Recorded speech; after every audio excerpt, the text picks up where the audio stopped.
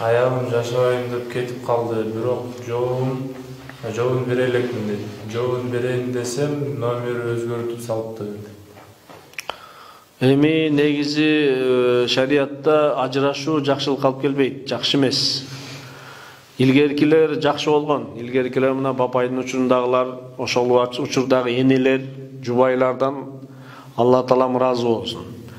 Ичип келип, бакпай, сабап, зөөкүрлүк кылып, зулум кылып, акысын бербей, милдеттеп, мустак сууга жуудуруп, тамак кылдыртып, анан да укум тукумунан бери, уруусунан бери кызмат кылып, айылдан бери кызмат кылып, ушулардын баарынан өтүп келген энелерден Алла Таалам ыраазы болсун, тазим деген сөз буларда. Бул бир. Экинчиси, сактап калганга аракет кылсын үй бүлөсүн. Болгон колунан келишинче. Анткени билбейт, кийинки турмуш болуп кетеби, болбойбу билбейсиң, гайып, жашыруун да.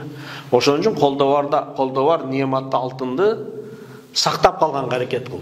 Кетсе дагы күйөөдөн кетпесин, ошол аялдан кетсин.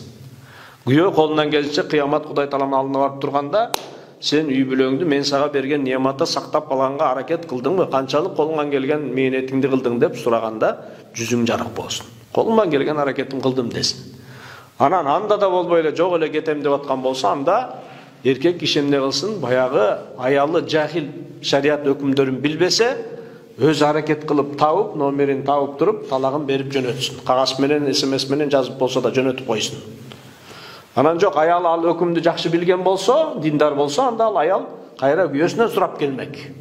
Себеби башка күйөөгө тием дейт да. Башка күйөөгө тийиш үчүн биринчи күйөөдөн бошонуп, талагын алып, 3 этеккири келип бүтүп, же күйөөсү өтүп кетсе 4 ай 10 күн бүтүп, же боюнда болуп калган болсо төрөп, каны келип бүтүп, тазаланып туруп, анан барып нике кыйылса, анан кийинки никеси дурус болот. Анан адал үй бүлө болот, анан таза балдар, таза үй бүлө башынан пайдубалы таза башталат.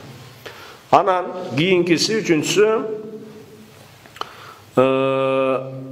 эркектер ойлойт, биз үй бүлөнү башкарабыз, үйдүн ээсимин дейт. Ооба, эркек үйдү башкарат, ээси, коргойт, багат, үндөйт, бакырат, күчтүү.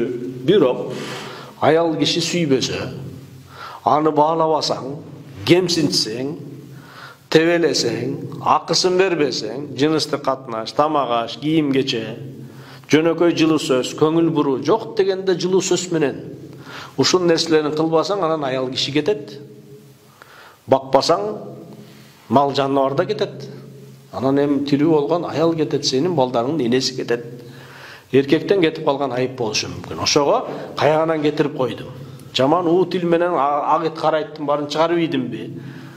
Баарын ой калчап туруп, анан неаматты таразалап туруп, сактап калганга аракет. Болбой атса анда кой бериш керек. Аял киши сүйбөй калса, көңүл калып калса, эркек мен чечем деген мен эркек чече албай калат, аял киши чечип коет, басып кетип калат. Болду, эчтеке кыла албай каласың.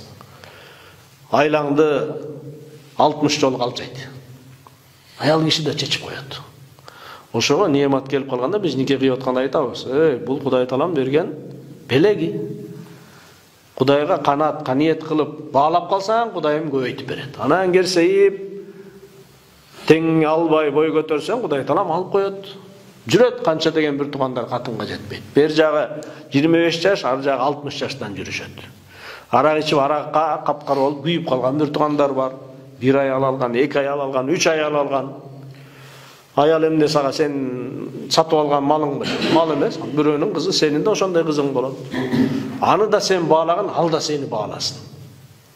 Ошондой мамиледе болуш керек.